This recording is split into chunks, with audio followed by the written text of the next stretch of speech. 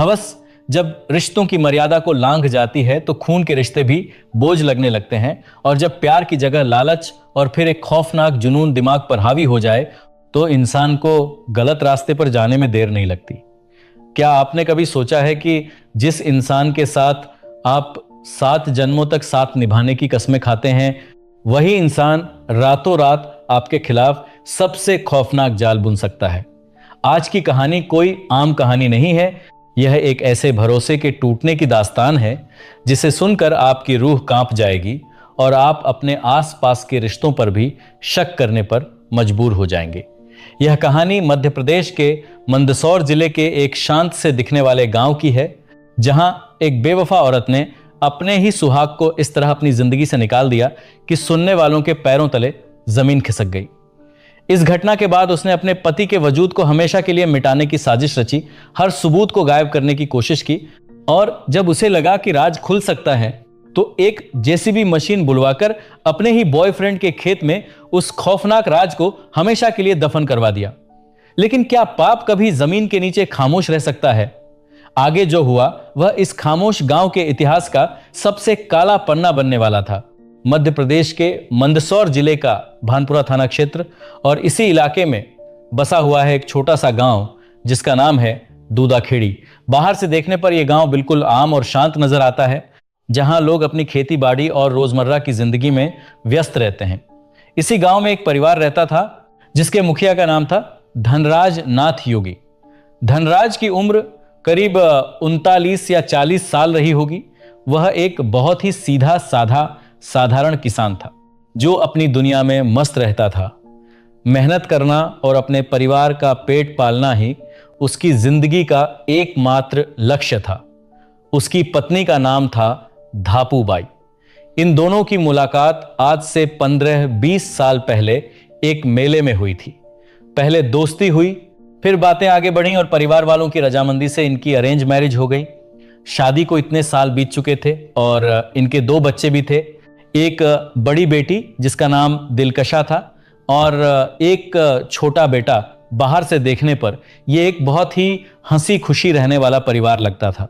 किसी को कानों कान खबर नहीं थी कि इस परिवार की चारदीवारी के अंदर एक ऐसी साजिश रची जा रही है जो जल्द ही पूरे घर की खुशियों को खत्म कर देने वाली है।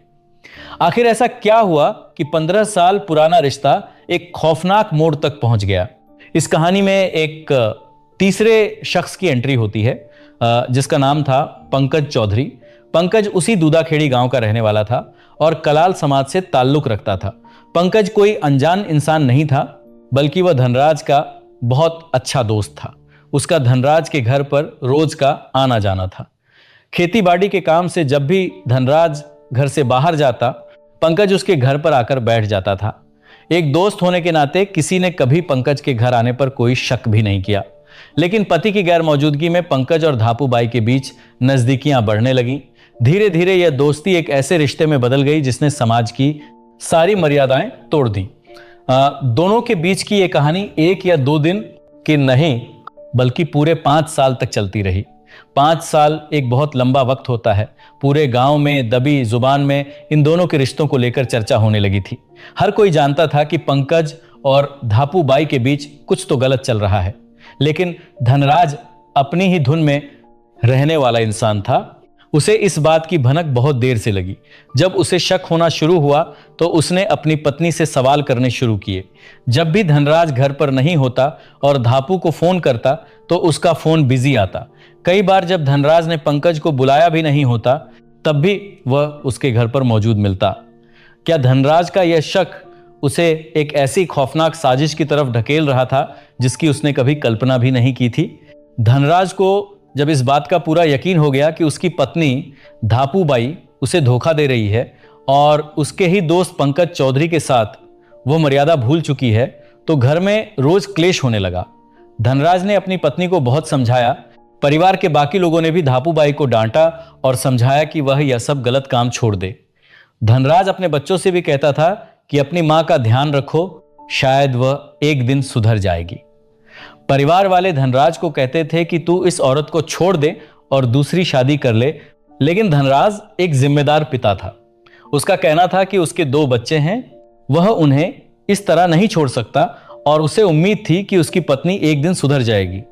लेकिन धापू बाई पर तो जैसे पंकज का भूत सवार था। वह धनराज की कदर करना बिल्कुल भूल चुकी थी। झगड़े इतने बढ़ गए थे कि धापू बाई गुस्से में अपनी हदें पार कर देती थी, अपना आपा खो बैठती और बहुत ज्यादा उग्र हो जाती और कुछ ऐसी बातें कहती जो मर्यादा के बिल्कुल खिलाफ थीं। वह धनराज के माता पिता के साथ भी बहुत बदतमीजी करती थी। बीच में एक बार वह घर छोड़कर अपने मायके भी चली गई थी, लेकिन फिर वापस आ गई। अब धापूबाई और पंकज को यह डर सताने लगा था कि उनका भांडा पूरी तरह फूट चुका है। धनराज उनके रास्ते का सबसे बड़ा कांटा बन गया था और तभी उन दोनों ने मिलकर एक ऐसा खौफनाक प्लान बनाया जिसे सुनकर कोई भी हैरान रह जाए। धापूबाई ने अपने प्रेमी पंकज से साफ कह दिया कि धनराज को रास्ते से हटाना ही पड़ेगा। दोनों सोचने लगे कि आखिर धनराज को किस तरह किनारे किया जाए कि पुलिस उन तक न पहुंच सके।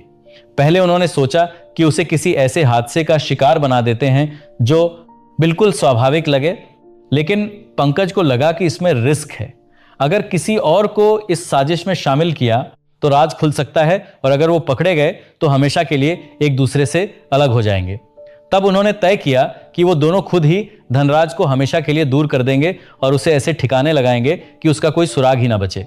धापू बाई खुशी खुशी अपना घर उजाड़ने के लिए तैयार हो गई। प्लान तय हुआ कि पंकज धनराज को किसी बहाने से बाहर बुलाएगा और वहीं अपना खौफनाक काम अंजाम दे देगा। 10 अप्रैल की वो काली रात करीब आ रही थी। धापूबाई ने अपने पति को बड़े प्यार से कहा कि गांव में कोई प्रोग्राम है और उन्हें वहां जाना है। उसने धनराज से कहा कि पंकज अपनी गाड़ी लेकर आसपास ताल बाहर करते हैं, यहां रहा है, हम उसी के साथ चलेंगे। धनराज को जरा भी अंदाजा नहीं था कि उसकी पत्नी ने उसके लिए कितना खतरनाक जाल बिछा दिया है। 10 अप्रैल की रात करीब 8:30 बजे धनराज घर आया। उसने कुछ लिखा पढ़ी का काम किया और उसी वक्त पंकज अपनी बाइक लेकर धनराज के घर के बाहर आ पहुंचा। क्या धनराज उस रात उस खौफनाक सफर पर जाने के लिए अपनी मर्जी से कदम बढ़ाने वाला था? धनराज के घर वालों ने, उसकी बेटे ने और पड़ोसियों ने पंकज को वहां आते देखा। धनराज और धापूबाई दोनों बाहर गए। पंकज ने धनराज को अपने साथ चलने के लिए कहा। दोनों वहां से कुछ बताशे वगैरह लेने के बहाने निकले। थोड़ी देर बाद पंकज दोनों को वापस घर छोड़ने भी आया। सबने देखा कि वो तीनों बाहर खड़े हैं, लेकिन जैसे ही घर वाले अपने अपने कामों में व्यस्त हुए और इधर उधर गए, पंकज धनराज को अपने साथ लेकर फरार हो गया। पंकज धनराज को बहाने से अपने खेत पर बने कुएं के पास ले गया। रात का अंधेरा घिर चुका था और खेत में सन्नाटा पसरा था। धनराज को यह बिल्कुल नहीं पता था कि यह सन्नाटा उसकी जिंदगी का आखिरी सन्नाटा है। जैसे ही मौका मिला, पंकज ने धनराज को धोखे में रखा और देखते ही देखते उस रात के अंधेरे में कुछ ऐसा हुआ जिसने धनराज की आवाज को हमेशा के लिए खामोश कर दिया। धनराज को संभलने का मौका ही नहीं मिला। वह अपने ही दोस्त से भरोसे की आस लगाता रहा, लेकिन पंकज के सिर पर एक खौफनाक जुनून सवार था। उस भयानक मंजर के बाद भी उसकी साजिश खत्म नहीं हुई। पंकज ने कुछ ऐसा कदम उठाया जिसने इंसानियत की सारी हदें पार कर दी। उसने उस इंसान के वजूद को ही मिटाकर रख दिया जिसके साथ वह कभी बैठकर हंसा करता था। लेकिन क्या सिर्फ इतना करने से पंकज और धापू को तसल्ली मिलने वाली थी? इस खौफनाक वारदात के बाद पंकज ने उन अहम सबूतों को पूरी तरह से छुपाने का इंतजाम किया। अब उसे इस राज को ऐसे मिटाना था कि कभी कोई सुराग पुलिस के हाथ न लगे। वह रात के अंधेरे में ही उन चीजों को हमेशा के लिए गायब करने की पूरी तैयारी करके लाया। उसने खेत में गहरा गड्ढा खोदा और उन तमाम सबूतों को वहां रखकर हमेशा के लिए दुनिया की नजरों से छिपाने की कोशिश की। रात के उस अंधेरे में पंकज यह सोचकर खुश हो रहा था कि अब उसका रास्ता पूरी तरह साफ हो गया है। लेकिन किस्मत को कुछ और ही मंजूर था। इंसान लाख कोशिश कर ले, लेकिन कुदरत सच्चाई के निशान छोड़ ही देती है। उसकी साजिश पूरी तरह से कामयाब नहीं हुई। उस भयानक रात के कुछ ऐसे गहरे निशान बच गए जो आगे चलकर सारा राज खोलने वाले थे। अगले दिन 11 अप्रैल की सुबह हुई। पंकज को जब लगा कि सबूत पूरी तरह नहीं मिटे हैं तो उसने एक नई साजिश रची। उसने खेत में कुछ काम करवाने का बहाना बनाकर एक जेसीबी मशीन बुलवा ली। जेसीबी के ड्राइवर को जरा भी शक नहीं था कि वह किस भयानक काम का हिस्सा बनने जा रहा है। पंकज ने उसी कुएं के पास उस जेसीबी से एक बहुत गहरा गड्ढा खुदवाया। इतना गहरा कि उसमें सब कुछ आसानी से समा जाए। फिर उसने धनराज से जुड़े वो आखिरी निशान उस गड्ढे में डाले, ऊपर से मिट्टी डाली और उस गुनाह को पूरी तरह से दफन कर दिया। अब उसे लगा कि उसने दुनिया का सबसे परफेक्ट काम कर दिया है और कोई भी उस तक नहीं पहुंच पाएगा। लेकिन क्या मुजरिम कभी चैन की नींद सो पाता है? उधर 10 अप्रैल की रात से धनराज गायब था। 11 अप्रैल का पूरा दिन बीत गया, लेकिन धनराज घर नहीं लौटा। परिवार वाले परेशान होने लगे। धनराज की बेटी दिलकशा और घर के बाकी लोग लगातार धनराज को ढूंढ रहे थे। उन्होंने पंकज से भी पूछा कि धनराज कहाँ है, क्योंकि आखिरी बार उसे पंकज के साथ ही देखा गया था। पंकज ने बड़ी चालाकी से जवाब दिया कि वह तो धनराज को छोड़कर आ गया था, उसे नहीं पता कि वह बाजार से लौटकर क्यों नहीं आया। धापू बाई भी अनजान बनने का नाटक कर रही थी। उसने पूरे घर वालों के सामने चिंता करने का दिखावा भी नहीं किया। पूरा परिवार रो रो कर बेहाल था। सबने खाना पीना छोड़ दिया था, लेकिन धापू बाई के चेहरे पर शिकन तक नहीं थी। वह इतनी बेफिक्र थी कि 11 अप्रैल को जब उसका पति गायब था, वह उसी पंकज के खेत में लहसुन काटने चली गई। उसकी बेटी ने उसे रोका भी, कहा कि पापा मिल नहीं रहे हैं और तुम वहां जा रही हो, यह गलत है। लेकिन धापू बाई किसी की रखवाली करने के बहाने वहां गई और पूरा दिन उसी खेत में काम करती रही जहां वह खौफनाक राज छिपा था।